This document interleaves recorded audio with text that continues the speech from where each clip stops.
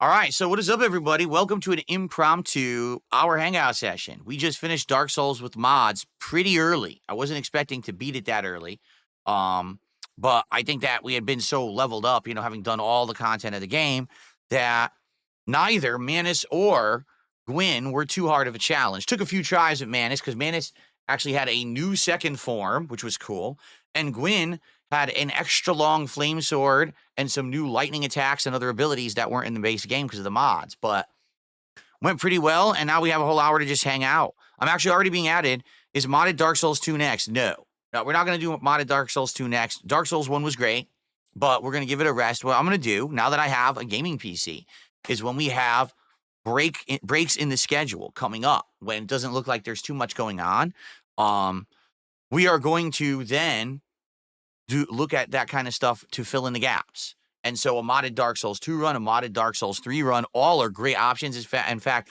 both DS2 and 3 have way more and better mods than Dark Souls 2 1 did, where basically those mods are just completely changed the game from the ground up. They make it play differently. They make it new enemies, bosses, everything. So I absolutely would be looking to do mods in those in the future. But I don't want to jump right into another Dark Souls game with mods right away. That ends up becoming overload. You know what I mean? So good stuff. All right. So the Cinders mod is pretty cool. Which one is that, Clam Cut Tie? Or which one? Or is that Dark Souls 3? It sounds familiar. I think that was Dark Souls 3. There's like a Cinders mod or something.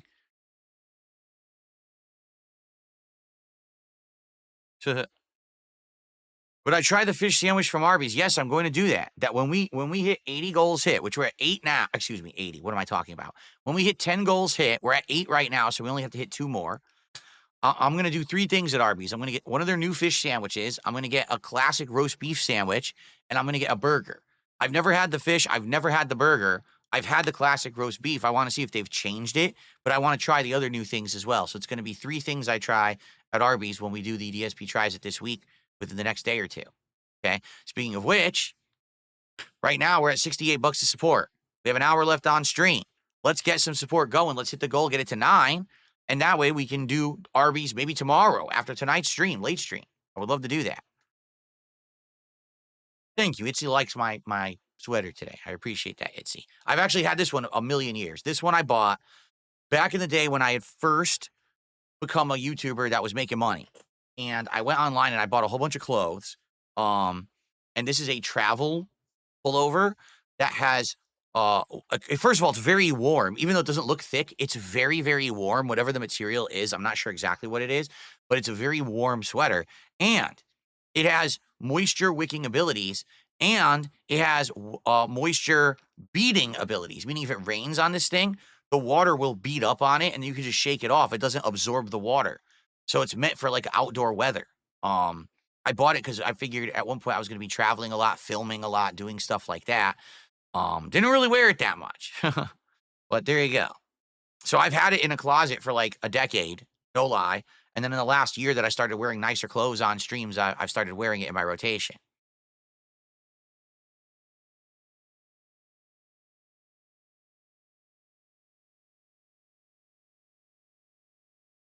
What would I would say the biggest personal difference is from year 1 to the current year of your streaming career? Well, hold on. Dentronics, I'd like you to elaborate.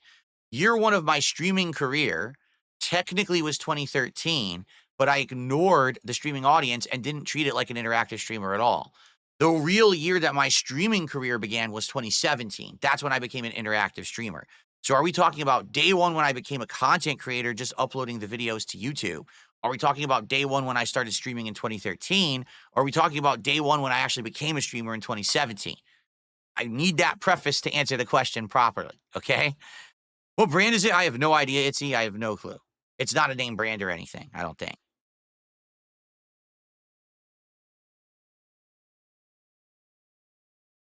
Okay, Dentronic says, let's say from the interactive part. Sorry, I wasn't clear. So to reiterate his question, what would you say is the biggest personal difference from year 1 to the current year of your streaming career?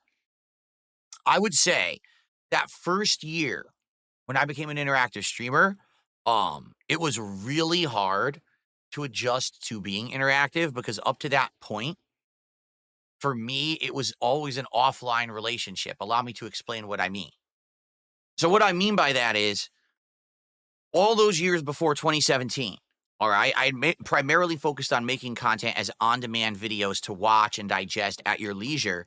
There was no live element. There was no actual live interaction.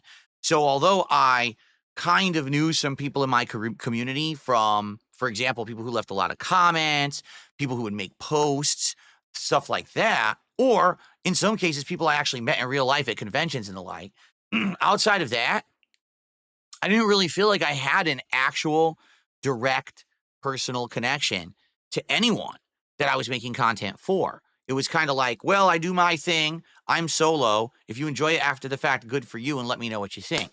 In 2017, the whole personal interaction changed, right? It became, I'm here live with you guys talking to you right now. We're having a back and forth. You know, you're asking me questions. I'm answering. I'm throwing things out. You're responding. I'm playing a game and you're directly responding to the actions of the game in the chat. You're contributing. I'm shouting out your contributions. I'm updating a leaderboard. We're trying to do things like hit goals and celebrations and rewards. It became a social experience. Before 2017, I wouldn't even argue that any of the content that I had made was a social experience. It was just content to upload. And hopefully people will watch it, right? After that, it became, now it's a social experience. I got to make a fun time for the people who are on stream. We got to have camaraderie. We got to have that back and forth that makes sense, or else who's going to want to attend my streams, my content, right? So it most definitely changed at that point. Yeah, I mean, things evolved a ton at that point. It's funny because I still think to this day, there's people who that's never happened. They're not live streamers. So they just sit there and make that offline style content. And they never reach that point where they feel like they're actually having a live, meaningful conversation with anyone, right? To them, it's just like, well, it's just content and I throw it out there and hopefully people digest it or whatever. This looks too blue, I think. Maybe I got to fix the color. But for me, like, I know that we're going to have a good time. And to be honest, since 2017 to now, there's been a direct shifting of the fact that the majority of my support comes in from the live viewers. And before then, it was completely the opposite. It was the on-demand viewers were contributing most of my income. It was, they were doing ad revenue from watching, right? And they would contribute to my Patreon to some extent, stuff like that. And then when I became a full-time live streamer, it became about people contributing during the live streams, and that's the focus. Right now, will there be people watching this video on demand? Yes, there will. When was the last time you even heard me mention a super thanks, right? They do come in, and I'm grateful. There's actually been a couple people over the last couple of weeks that did a couple super thanks, so thank you for that. But let me tell you, they almost never exist. It's the people live who want to contribute because they're enjoying that live stream. And I had to change for I had to evolve. It definitely was an evolution because I felt, a lot of people said, you're a dinosaur, man. The kind of Let's Plays you're doing and everything, you got to evolve. You got to become an interactive streamer. You got to have goals. You got to have events. You got to do this and that. And I don't think so. And then, I saw the light. I was like, no, people are correct. And now, to be honest, all those years that I did the on-demand content were well and good. And did I have fun doing them? Yes, I did. But around 2015 and 2016, it got stagnant. It kind of got really boring. That's why if you look in 2016, I changed my formula and I had the KO Gaming channel where I made edited content, reviews, countdowns. I was just bored of doing the offline stuff. And I wanted to mix it up and do different stuff, different kinds of content. And it got to the point where, yeah, it felt like a grind. Like I'm coming today to just play a game, make videos. I didn't talk with anyone in the chat. But then when I became interactive and social in 2017, it flipped. For me, it was like, it felt fresh. It felt exciting and new and different. That now people actually are coming to the stream not to see me play the game, but to hang out with me. That was an epiphany and a different level of experience of, oh, this is the kind of content that I can now make. And it became more meaningful. Today, when I come and I hang out with you guys on a stream and we have a good time and a good conversation, I get way more out of it and I have way more fun than any of those on-demand videos that I used to make back in the day. Because you remember, I always had to fill dead air with commentary. So here I am playing a game and I got to make a sexual joke. I got to make a racial joke. I got to talk about current events. I got to bullshit and swear like a sailor. And it was just so tiring to have to blah, blah, blah, blah, blah, blah every moment. Now we don't have to do that. There's people reacting. I'm talking with people. We're having actual fun that's organic instead of manufactured. Get it? That it's just so much better to be more organic and natural than to be a manufactured creator. So I love this way more than anything that I used to do. And quite frankly, the funny part about all that is back then, all right, I had tremendous amounts of views. I was one of the top gaming YouTubers. People knew my name and had respect on it, as they say. But guess what? I didn't feel fulfilled at all. Okay, I didn't. I just felt like it was a grind of work. And quite frankly, it was just a different time because back then, everything was based on views, views, views, right? Today, I'm a much smaller creator. I am much less popular. I have way fewer views, but I'm happy, healthy, and successful, and I still make good money.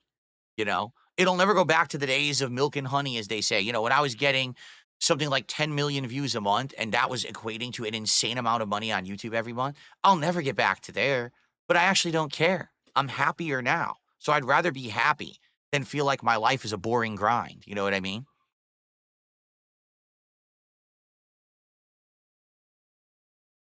Okay. Am I excited for the Steve interview this week? You're talking about the Truth Seekers Show interview. Yeah, I think it's going to be fun. You know, he's someone who is just getting into the lore of everything and wants to have a real conversation with me about everything. It's not just about the toxic detractor stuff, but it's about the ride, what I've been through, what it's been to be a creator at the beginning and now, and how evolving over the years and having that survivalist mentality and all kinds of stuff. I think it's going to be a really refreshing conversation for a totally new audience. His audience probably knows jack diddly shit about me, but when he presented it to his audience, they said they were really excited for it. So I think it's going to go well. I think it's going to be a great time. That's Thursday night, 7 p.m. Pacific time, over on the Truth Seekers Show channel. It's at Truth Seekers Show on YouTube. That's where you can check it out live. And I'm sure he'll upload it after the fact. Shout out to Joey Skin G Tour, who has gifted a sub over on Kick. Thank you for the gifted sub, Joey. I appreciate that very, very much. Let's get that up on the leaderboard. That is our first sub of the day. That gets us to 73 in support. So we're about halfway to our goal, everyone. Like I said, I'm going to be hanging out with you guys till around 4 p.m.-ish. So we still have a good 40 plus minutes here to hang out. Please support the stream if you've enjoyed today's Dark Souls stream or the podcast, or if you're enjoying hanging out with me now. I want to hit the goal to get to 9 out of 10. We'll do a treat taste test right now, the next to last treat out of the Sakura box. But did you see this? So I showed this on the podcast, but I'll show everyone. I have purchased another treats box. This is European treats. Look at the size of this box. This weighs like 4 pounds. It's incredibly heavy. There's like 25 full-size candy bar snacks things in here, and they're all European.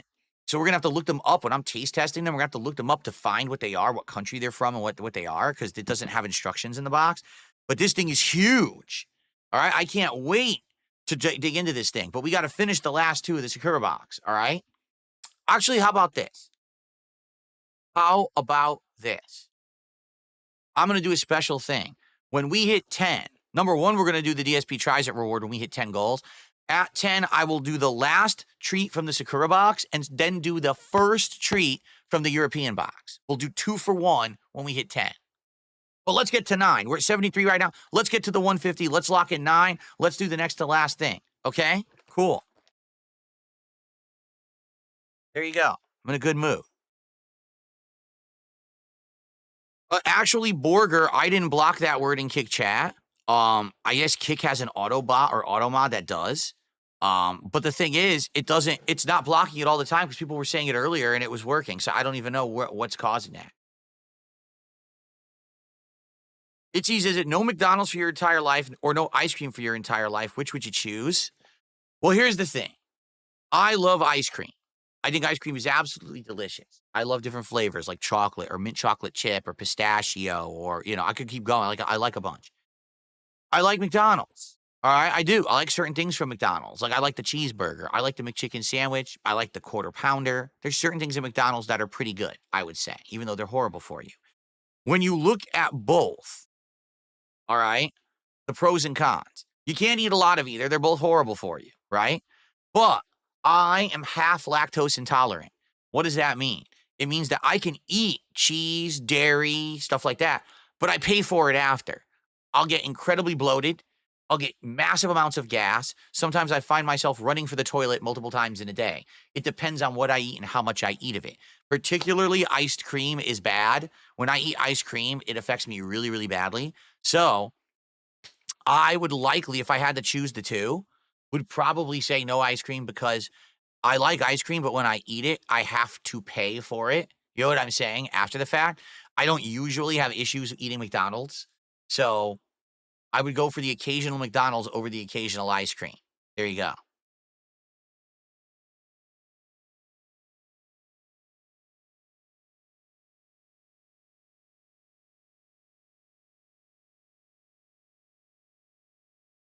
Couldn't I talk while labbing in Street Fighter 6? No.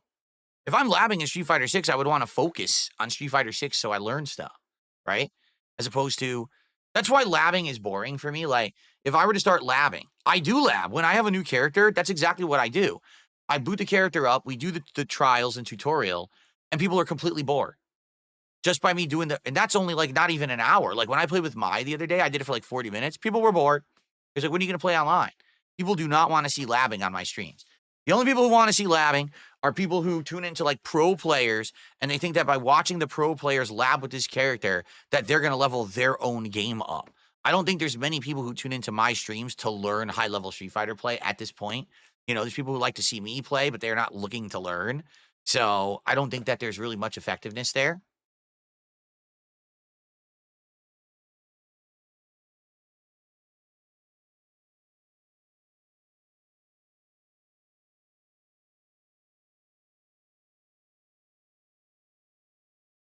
How do I motivate myself with my work ethic, or does it come in naturally? Well, here's the thing. The key, honestly, to have a good work ethic is to love what you do. If you love what you do, it doesn't feel like you're going to work. And to be honest, when I first started on YouTube, it didn't feel like that. Probably after many years of grinding, like when I moved out here. And then I was in monster debt, right? Had no money for anything and was grinding away trying to pump out videos to make money, but my views were going down. My ad revenue was tanking because of troll activity like false copyright strikes. I lost my spark, my desire to do what I was doing. I was just doing it as a paycheck rather than really enjoying who I was and what I was doing. And that was unfortunate. Um, but now that I'm a full-time live interactive streamer, I love what I do. So I don't mind streaming as much as I do. Now, here's the thing. If you were to ask me, would you like to stream 6 days a week full time or stream 4 days a week full time and be able to spend 2 to 3 days with your family? I would always answer 4 days full time, 3 days with my family. But I'm not there yet. I'm at the level where now I can spend a few more days a month with my wife. We already had one at the end of January, right? We're going to do another one. Or was it early February? No, it was the very end of January, right? When I got my haircut. And we're going to do another one at the end of February. So having these extra days is nice. And it's giving us relief and relaxation that we need rather than me just barely having any time to spend with her. So that's good. So, I mean, it's not that I don't like the job, it's that I wanna have more time to do things outside of the job, and I find myself more often than not in this office, right? Trying to make money, trying to make content, to make ends meet, and to keep up my lifestyle, quite frankly. I live in a pretty pricey house. Even though I bought it over 10 years ago, it's still pricey to be here, and, I've got a lot of bills and things, and comes with the territory, right? But I'm happy. So, I definitely need to keep going the way I'm going right now. So there are many different motivational factors. There's money, there's happiness, there's that I like my job. There's a lot of things that keep me going. I would be hard pressed if I didn't like this job to have to work 6 days a week full time like I usually do would be rough. If I'm gonna work that much, it has to be something that I have an affinity for, and I do have an affinity for it, luckily. Yes, AMS says, does Kat ever get upset with the amount of time that streaming takes? Like when you get technical issues, seems hard to balance personal from the work. Dude, 1,000,000% yes, and she has the right to be. It's very justified. On a night when I aim every night to end my stream at the latest around 9:30, that gives me time to film the daily wrap, upload, and hopefully be out of here by 10. In the last month, I think I've been out of here by 10 3 times. Every night there's something going on. Either there's a technical issue or, oh, I'm doing something new tomorrow, so I got to get new art. I got to set up a whole new playlist. I got to do this, do that. Every single day, there's something going on. And there's not much that can really be done. I'm trying my best to get better at it. You know, like some nights like last night I was out of here by 10:15. So that I was able to go downstairs and spend more time with her. But some nights I'm stuck in here late and that sucks ass. You know, I don't want to be stuck in here all night. I want to be with my family. So it depends, but she absolutely has the right to be upset if I'm stuck in here all night. I'm upset when I'm stuck in here all night. I don't want to be in here all night. I spend enough time in here as it is. I don't need to be in this room all night long, too. You know, the roughest month for me was December because my setup was taking so long and there was so much going wrong with it. No lie, there were some nights that Kat would go to sleep and I would come in here for hours at night when I should be sleeping or relaxing. And I was grinding away, trying to figure out this technical thing, trying to figure out this thing. And it worked. As you can see, it finally worked. The work paid off. But man, it was a big grind to get through that month. And I'm glad that I don't have to keep doing that. You know, I need to have time to relax and sleep and not just be work, work, work. I said something about another car if I had a second day off. What? No, I never said anything about another car. I have no intention of getting a second car. We don't need it. Exactly. Cool Gal says, overtime to finish some games within the session. Right. I've had some nights where I stayed overtime so that way we could wrap up the game. Because what do you want to do? Have 20 minutes left of a game? But understand, every night that I stay late and stay extra is time cut away from spending with Kat. Like tonight, Kat has to go to bed early. She has work early in the morning. So my goal is to play Call of Duty tonight till hopefully around 9:30, end at 9:30 sharp, okay? Get out of here. Daily wrap, upload, done for tomorrow. And I hope that I can get that done. I'm trying to think in my head, was there any segment that I want to do of the podcast today as a highlight? And honestly, I think the answer is no. I'm not really thinking of anything from the podcast that I really want to highlight at this point. So I probably won't. I'll probably just do straight up uploads, and that allows me to get out of here even sooner. So, yeah.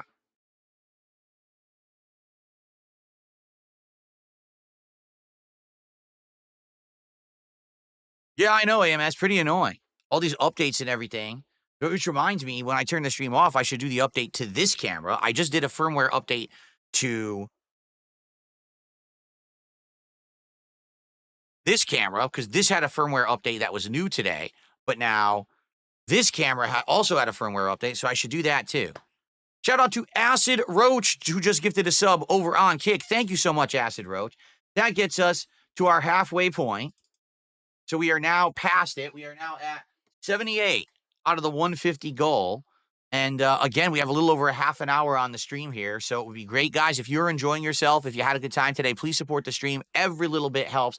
Super chats, super stickers, memberships, subs, tips, everything. Please, let's hit the goal. 150. Let's hit that goal by the end of the stream. No, I've never fried seaweed. It's ridiculous. I don't even know. Do you fry seaweed? I don't think you fry it. You could stir fry it. Like, you wouldn't just hard fry it, right? Could I scrap the daily wrap to spend more time with my wife? I mean, I could, but in reality, the daily wrap is not the issue. The daily wrap at most is like 10 minutes. The issue is getting stuck around on the streams very late and then things going wrong. Like, for example, oh, I have to stick around tonight to finish a game, so I stay extra. Now the stream's not down till 9:45. Daily wrap, okay, I'm done by 10. Then I go to set up for tomorrow. Oops, this video's corrupted. Oops, this won't update. Oh, I disconnected. Oh, shit, that's the problems. That's when we get into big issues. So the daily wrap is fine. The daily wrap doesn't really affect stuff.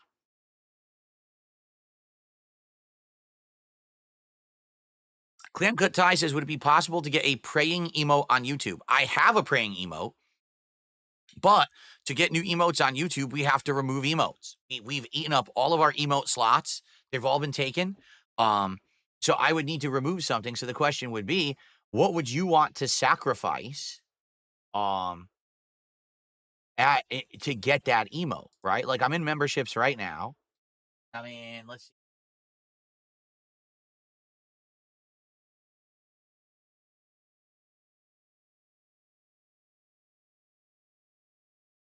Emoji. So I currently have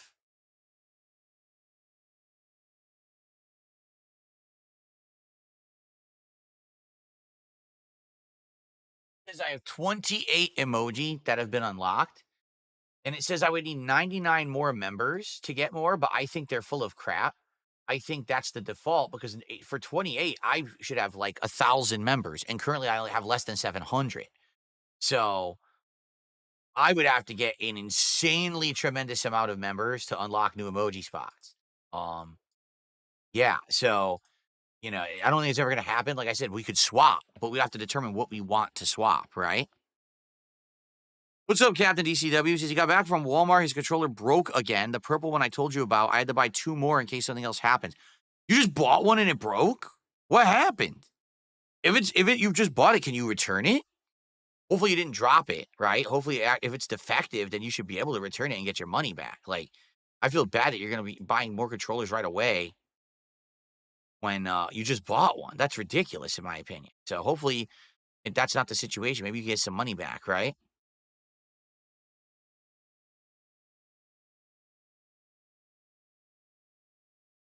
Okay.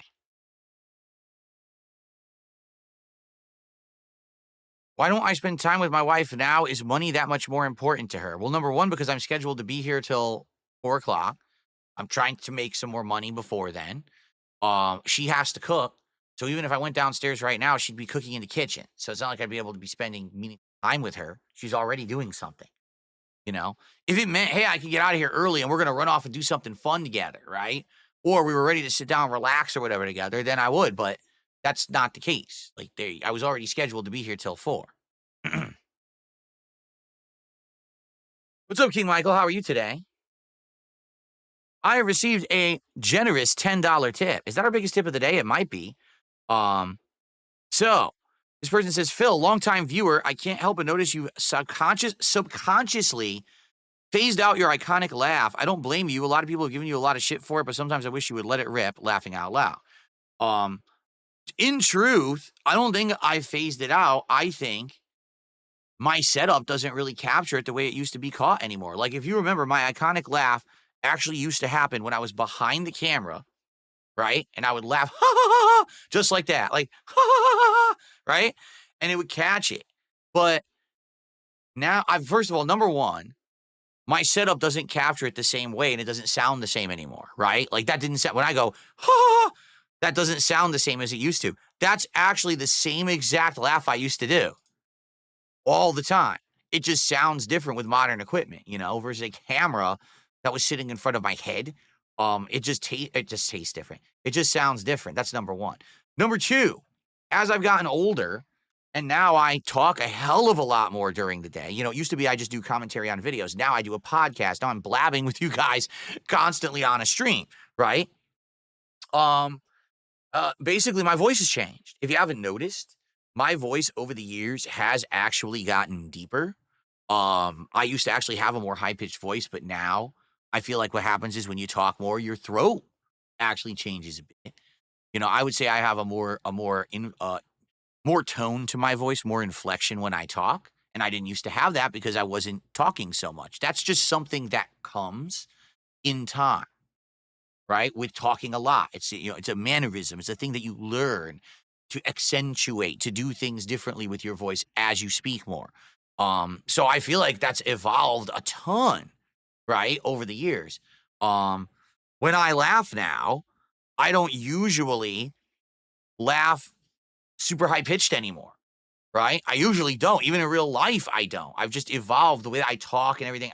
That used to be my initial reaction to something. I'd start laughing high pitched. I don't really do many high pitched things anymore. That's why if I start singing all of a sudden, people are like, "Whoa, he can sing that high." Like, yeah, but you would know that back in the day because I used to talk more high pitched like that all the time. And now I'm talking way more deeper in my voice than I used to. Well, John Smith says also the fire extinguisher incident. So if you don't know what he's talking about, way back when I used to do that series, Project 7, what was it, like 2011, 2012? We were recording and there was a fire extinguisher that exploded in my face. And I completely lost my voice for like 2 weeks. And my throat swelled up and I had issues for years, like chronic issues, where every time that it would be a certain temperature or it would be a certain level of moisture in the air, like if it was really dry or pollen, I would get sick. Like my throat would be bad, like really bad. And now since that's happened, I do feel like everything's changed. My sinuses, everything feels different ever since I got a fire extinguisher that blasted in my face. Is it real or not? I don't know. Maybe it's psychological, but definitely I feel like I sound different and I feel different than I did before that ever happened.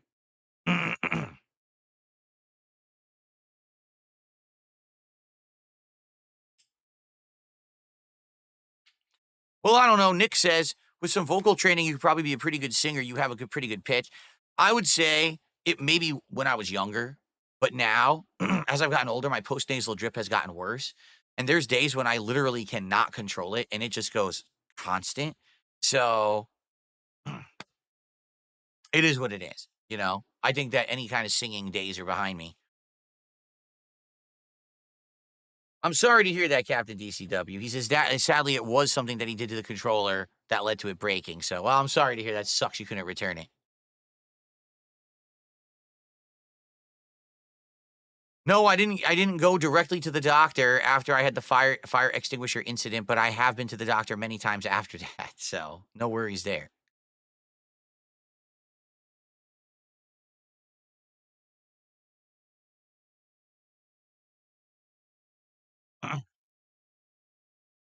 Let's hear Billie Jean right now. Sure. If you get me to my goal, I'll sing whatever you want. How about that?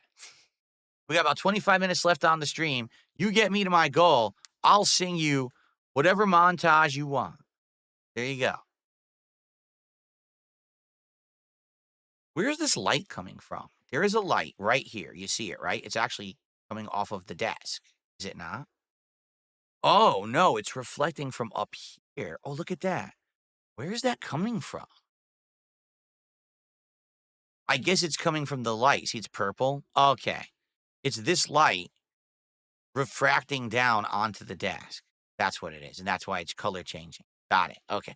I was fooled. I thought this was coming from over there, but I was like, it's not matching and it's not the background. It's coming from the game over side. All right. He was fooling me for a second.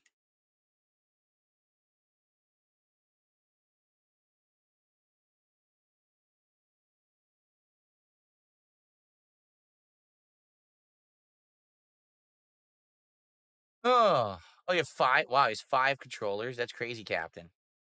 I have for PlayStation, I have 3 controllers. So I have no, wait. Yes, I have 3 controllers.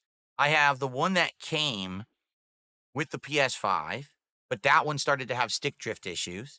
I have the blue one that I bought, but that one also was having issues, and that's when I bought the purple one. The blue one was giving me trigger issues. That's right. The white one had stick drift. The blue one was giving me trigger issues. When I was starting to play Bloodborne back in December, the trigger was sticking on me. I was like, you got to be kidding me.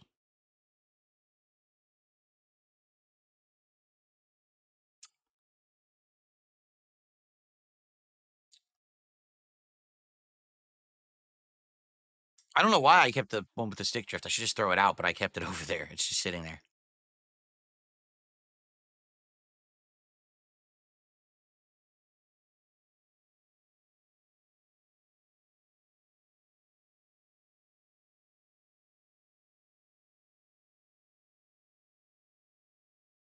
Okay, anything else, guys? What do you want to talk about? We got about, like I said, around 20, 25 minutes left.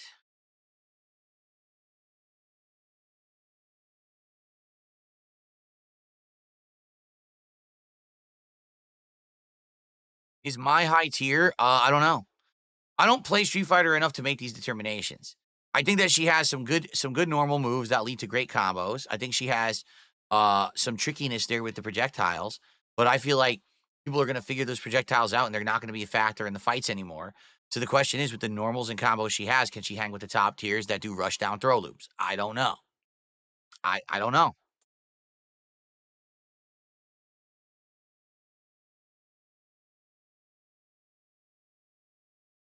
No, I don't have a MacBook. This is a Acer, an Acer Aspire. Yep. My laptop is an Acer Aspire. And at this point, it's what, 3 years old? I think I got it in 2021, 2022. It's either 2 or 3 years, no, 3 or 4 years old. It's fine for what it is. It helps me monitor chat. I like it. You know, it's good. It's good enough. It doesn't need to be any better than what it is.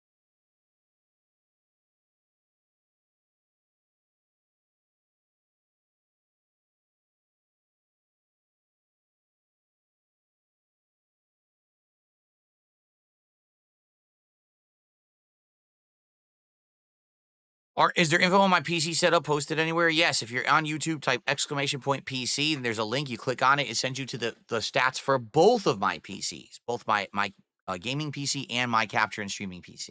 There you go.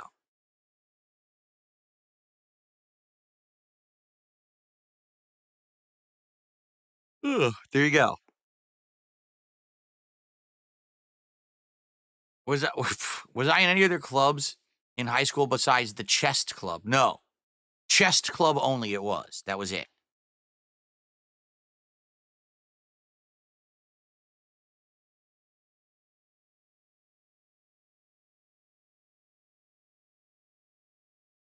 Do I like Pogs? I knew what they were in the 90s, but they came kind of after I was collecting stuff. Like I collected baseball cards, then I collected like pop culture and comic book cards, and then I collected physical comic books. Then I went into things like Spawn action figures, and that's really where my collections ended. Um, So for me, the Pog craze kind of missed me. Like I knew all about it and I saw them in stores, but I never really bought any. Same thing with like Magic the Gathering got huge in certain circles, and I just didn't really know much about it or care about it. My friends weren't into it. So I missed out on all that kind of collectible, playable stuff. Am I gonna play MLB The Show this year? I have no idea, Captain. It's probably gonna be on Game Pass, right? Or whatever. I don't know. I've played it years before, and sometimes it works and sometimes it doesn't. I don't know if people would care too much about it this year, so I don't know. We'll have to see. It probably comes out in March, right?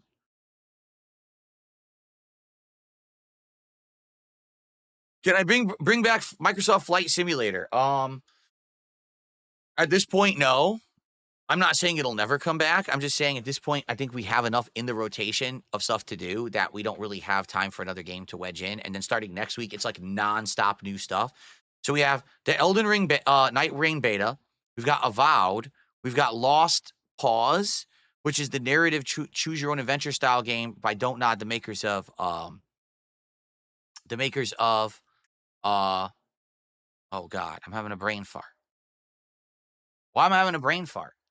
You know the game we just played with the girl with powers. Why can't I remember the name of it? So then a new game from them. Then a couple days after that, we got the beta of Fatal Fury, the new fighting game. Then a few days after that, we've got Yakuza Pirates, like a dragon, Yakuza Pirates in Hawaii. So we've got like 4 or 5 new games coming out starting Friday. So we don't really have time to throw other games into the mix now. Yeah, Life is Strange. I don't know why I couldn't. I have a brain fart. I'm just getting old. I couldn't think of Life is Strange for a second there.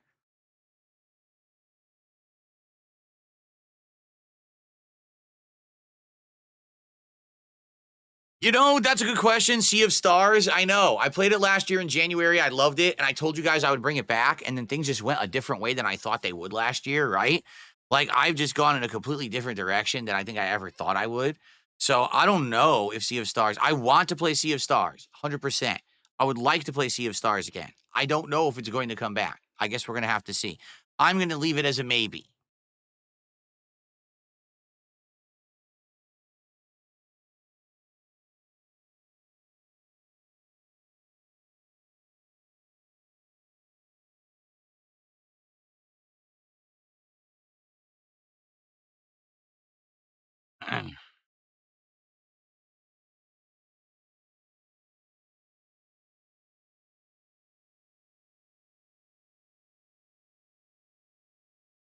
Bookworm says, I like the game, but I know it's never coming back. Again, it's got to be, I've got to look at my content at what will people show up for, engage with, and support, right? Because my time is valuable. People want me to do so many things at once that I have to find the things that are going to stick and are going to work. Not always, because you'll always have an off stream here or there. Like today, we beat Dark Souls so early. And, right now we're 80 something in support. We've got 20 minutes left. I don't think we're hitting the goal on this stream, right? Guys, if you get me to 100, I'd be very happy. If we can get to $100, we're only a few away from that. What are we away of that? Like 10, 15 bucks. Can we get to 100? I'd be pleased if we hit 100 on this stream. I know I doubt we're going to get a big Hail Mary to get to the goal and get to the 150. It would be great if we did, but I don't think it's happening. But if you get me to the 100, I'd be happy. Here, 12 bucks. Someone do 12 bucks. 3 subs, four memberships, a quick super chat just to get me to 100. I'd be happy. All right. But, yeah, I'm being pulled in a million directions. Everyone says, do this, do that. I'm trying new things, right? Like I'm going to be on the show on Thursday. I'm doing a wrestling commentary show for the first time in over a decade. We're doing different stuff. And some of it's working. Some of it I don't think worked as well as we hoped. But it is what it is. And we're continuing on positively, trying to do new things. But I have to be tricky with what I do with my time. We're at a point where if I can maintain where I am right now, then within a couple of years, I might actually have savings again. So that if something goes wrong, I actually have money in the bank to handle it. My credit may improve and stuff. I'm actually at the point in my life right now where my bankruptcy is almost in my rear view and my credit might start to come back. And if I actually have money to do stuff with, you know what I mean? My life could be very different. It could be dramatically improved. So that's why I want to maintain where we are. I want to have the flexibility we have right now that at a moment's notice, something comes out, something drops, something interesting happens, and we could just spend the money to do it. Instead of being like, oh, well, how much do I have in this account? Do I have enough for this week in this account? I don't want to go back to being like that. You know what I mean? So it's about being careful, but maintaining. And so to maintain, I got to do what people want. I got to do what people will support.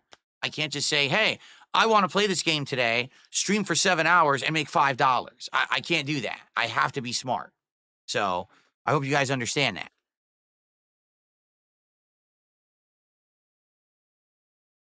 Will I ever bring back the streak? No, the streak didn't really work.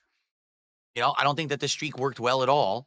I think that the streak was temporary. It was an idea with that overwhelming positivity that happened, but I don't think that having every single stream motivated that if we don't hit a goal, it's the end of everything and we have to start from zero. I don't really like that idea. Like, here's the thing, right? We're probably not going to hit the goal right now. Let's be honest. Let's be realists here, all right? With another 15 minutes probably left, I don't think we're going to be hitting the goals on this stream, okay? But it doesn't destroy anything. It doesn't ruin anything. It's not like, oh no, all momentum is destroyed. Tonight, if someone comes by for Call of Duty and wants to support Call of Duty, it's not like, well, we're starting from zero, right? It's like, oh, if I support Call of Duty today, we advance one and we get DSP tries it, right? Exactly. That's the point. The streak was hindering us from doing that. This new way that we're doing stuff is actually great.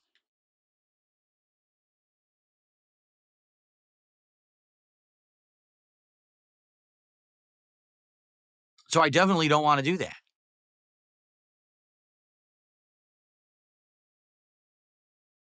Do I have high hopes for Elder Scrolls 6 after the fiasco that's Starfield? No. And it's sad because I want Elder Scrolls 6 to be good and I want the next Fallout to be good. But I think Bethesda has just gotten too different from what they used to be. They're too focused on bureaucracy and being a giant corporation than putting out good games. They just don't have that ability anymore. I really feel like they suck now and they're not going to come back. That's my opinion. You can disagree. I'm just not feeling good about it. Have I tried people hunt in Call of Duty? Do you mean prop hunt? I know all about prop hunt, but I tried it and didn't really like it. So I just like the basic game modes.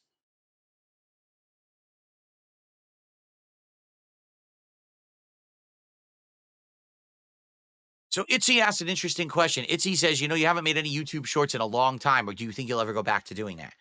So here is an interesting experiment, okay? YouTube started focusing on shorts a lot, maybe 3-4 years ago, right? And they were heavily emphasizing shorts, and they were contacting creators like me and others saying, you should really use shorts. Shorts are going to push your content to the next level. Shorts are going to get you noticed, all this stuff about shorts. So I actually started making shorts, right? We had them for like 2 years, we were using them. And here's what we discovered. shorts do bring views to the channel. When I made a short, on average, it would bring in 1,000 or more views. Sometimes it would be bigger and actually bring in something like, a few thousand views. The biggest short I ever did brought in like 30, 40,000 views. That was from the Sonic Frontiers playthrough. Okay. But here's the problem with YouTube Shorts that YouTube doesn't tell you. YouTube Shorts only serves one purpose: promoting more YouTube Shorts. Okay. If someone finds you in the YouTube Shorts feed, what they then do is they try to find more shorts from you because that's what they're looking for, right?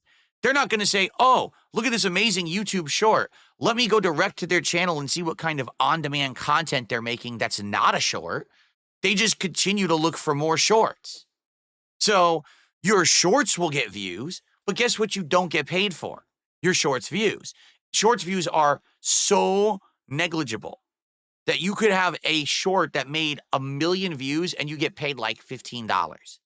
So shorts views are completely pointless. They don't actually help your business or your channel, and creators put all this time and effort into them just to find this out after spending all this time and money and effort. They were like, so I put out all these shorts, my channel gained millions of views, but I didn't get paid for it, and no one actually checked out my other content. They only checked out my shorts, so I made nothing on it. Yeah, YouTube messed up the system. They're morons. If they had made it so that shorts actually paid money, people would make shorts. Or if they made it so that shorts could actually highlight your on-demand content and get people to engage with it, then they would be worth it. But they don't at all. People who watch shorts want something very short, brief, digestible, 30 seconds. What content do you make on your channel? If all you do is make 30-second videos, then it probably benefits you. But how many people have an entire YouTube channel business based on 30-second videos? Not a heck of a lot. So because of that, it doesn't help your channel. Yeah, it just brings in the wrong crowd, I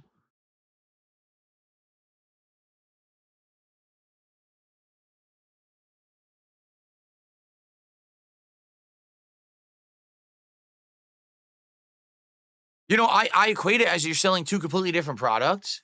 Like, let's say, all right, you go out there and you're handing out samples of a delicious hoagie sandwich. It's like an Italian hoagie. It has like salami, ham, provolone, some banana peppers, some salt, vinegar, oil, vinegar, salt, pepper, right?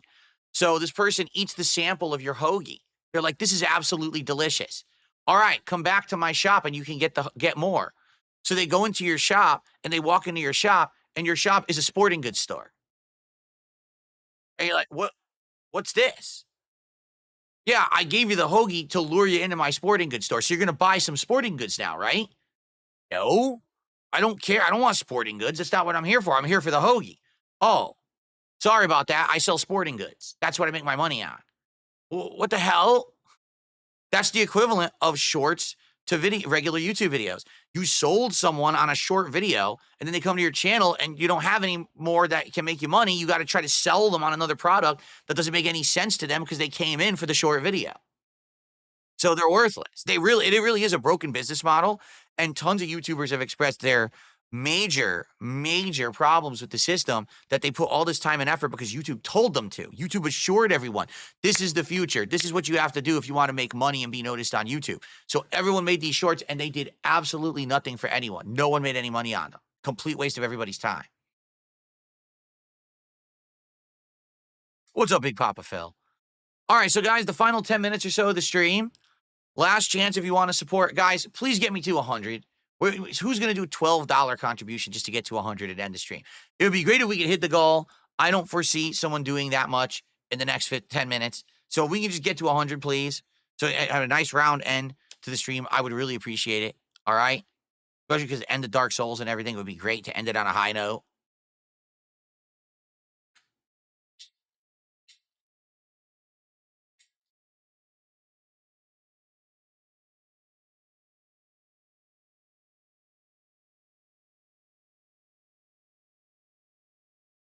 Home channel says more like I went for snacks but got a whole meal. All right. So you're out there and you're giving someone a free sample of cheese puffs, right? But then they come to your business and you can't just buy the cheese puffs. You have to buy the cheese puffs as a total meal package with a sandwich, the cheese puffs, a drink, and a side. So you're paying $20, $30 instead of the $2 you thought you were going to pay just to get the cheese puffs.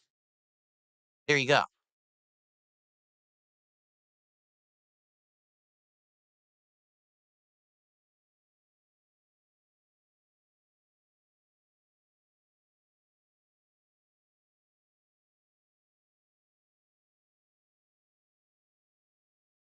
All right. Yes, one sick puppy. What's going on? Would I consider doing a painting stream? Well, considering I can't paint, I don't think so. We're still eventually probably going to do that Lego stream. You know, we got to get around to it. Right now, we've kind of been busy with gaming projects, right? Um, but I feel like we will eventually do that Lego stream and see how it goes. I literally have the setup for it now where I could just have the camera right here on this desk, like focusing on it and, auto focusing as I build. And I could cut back over here and talk with you guys and show you the pieces some more. And then we could cut back over here. Yeah, like I have the setup that would be perfect for it. But we need to figure out the time of when to do it. And that's what we haven't really figured out yet.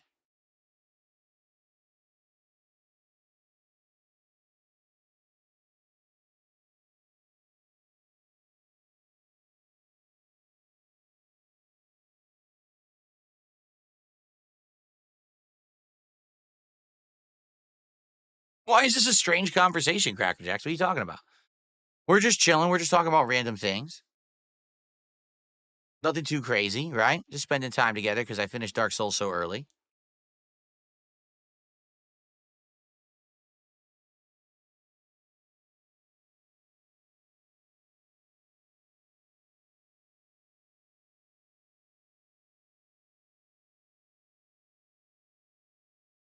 I don't know anything about the Lego streaming world. That's funny. Are there actually people who like do that all the time? That's what they do. They like build Lego sets and do hobby stuff on stream and they're popular for it. I certainly a space I have not traversed, a place I have not dipped my toe into the lake of yet. But I'm curious if anyone actually likes that content.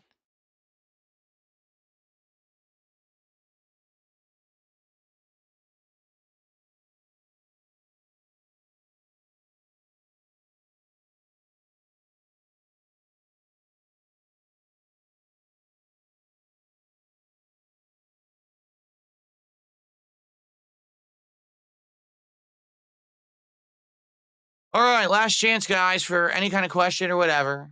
I guess we're not going to hit the 100 either. Most of it borders on ASMR content. Is that true? Do Lego pieces click and make an audible sound when you put them together? I haven't used Legos in so long, I don't even remember. I really don't remember. How many genuine fans do I think I have? Thousands. Probably nowhere near as many as I used to. I would argue that back in the day, I literally had hundreds of thousands of fans. And over the years, that's down to maybe total across the globe, probably 10,000 people like me. That would be my guess. Like, no exaggeration. Because I feel like I probably have 5,000+ people who watch my on-demand stuff when they want to. And then there's 5,000 people who will come to watch my content when I'm doing something that they like. If I'm playing a particular game, they show up. If I'm doing a podcast, they show up. But they don't all cross over. There's various different times different people are showing up to the content.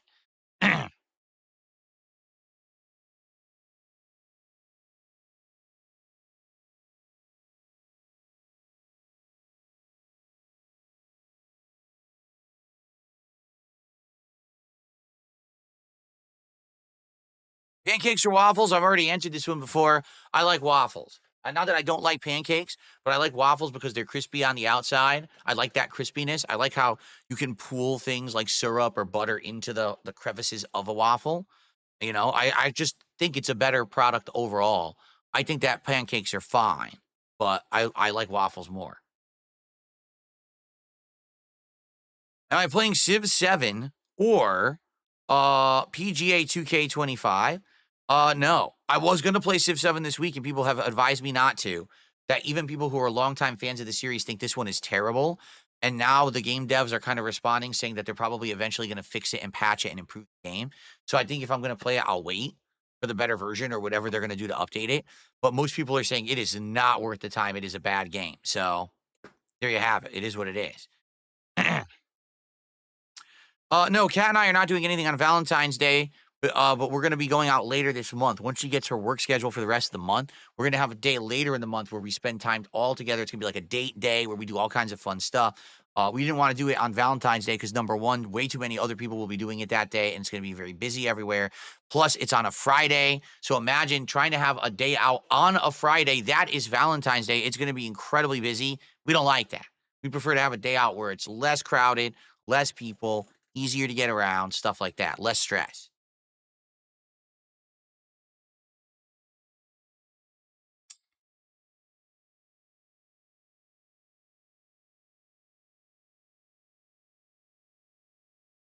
You'll gift 3 subs for 25 push-ups on camera. Well, here's the truth, homeboy Scotty. Number one, I don't believe you. Number two, if I actually did not have this shoulder problem right now, I probably would try to do push-ups on camera just to see if I could and how many I could do, because I actually genuinely don't know how many I could do. But I would not do it for 3. If you had gotten me to the goal of 150, then I would maybe have done it. But I can't do it now because my shoulder is already screwed up from my neck. There's no way I'm going to do that now and injure it further. So it's out for now. I got to recover. No, I didn't actually try to do a push-up earlier because, again, this is what my detractor idiots say. They say, that wasn't a real push-up, Phil did. I didn't try to do a real push-up. I was testing space to see if I had the space to do a push-up. I did not formally try to do a push-up. I know that when you do a push-up, you have to go all the way down till your chest is touching the floor, and then you push all the way straight up. That's the full extension. I didn't do that. I was just measuring my arm space. That's when I got up. I said, yes, there's space here. I could do push-ups. Why not just do a push-up? Are you fucking deaf? Did you not hear what I just said about my neck injury that's been all week? I'm not going to do it now and hurt my neck further, you moron.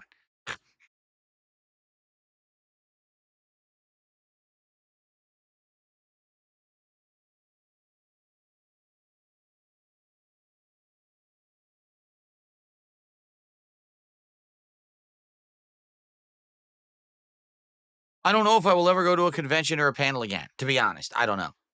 I don't know. Number one, I don't even know if there would be enough positive demand for that. I don't know if anyone would ever allow me to have a panel because they'd be afraid that too many unhinged nut jobs would show up and try to cause problems, probably. So probably no convention would give me one. I could just go to a convention and announce, hey, I'm going to meet up with viewers and fans or whatever. But I don't know if enough positive people would show up and want to be there, or if they'd just be morons trying to cause trouble. So what I mean, like, you don't understand that my detractors have groomed an entire generation of nut jobs who think it's okay to harm me and my family. As crazy as that sounds, they literally have conditioned these people to believe, hey, it's okay to hurt Phil because he's the worst person on the planet. So go hurt him. And they probably would. And then they'd probably try to record it and upload it to the internet and brag to people because they attacked me or something. You know, that's how unhinged these fucking people are. So, you know, I mean, I'm not against going somewhere and hanging out with people. I'm against providing an avenue for nut jobs to do insane things. And then people trying to make awful content based off of that to make a buck on YouTube.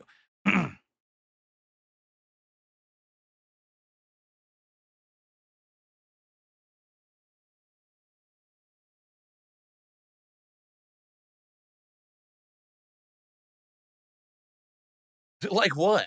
Bookworm says, but it could bring in benefits. Like what exactly? Like, listen, I enjoyed meeting up with people back in the day when I went to conventions, but outside of me making a bunch of videos at the convention that I uploaded for on-demand content, it never amounted to anything else other than that. It was more, that was kind of like a vacation for me. Like, I'm taking time away from making the on-demand videos to go to the convention and relax a bit. That's kind of what it was. Today, I could upload 100 videos from a convention and each one will get a few hundred views and I'll make $10, right? And that means I'm not working. So I make $0 the time I'm there. So I can't.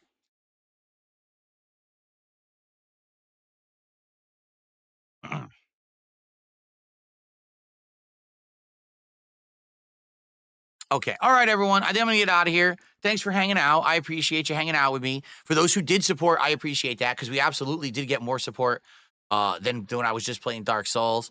I'll end the stream for now, and I will see you soon for the next one.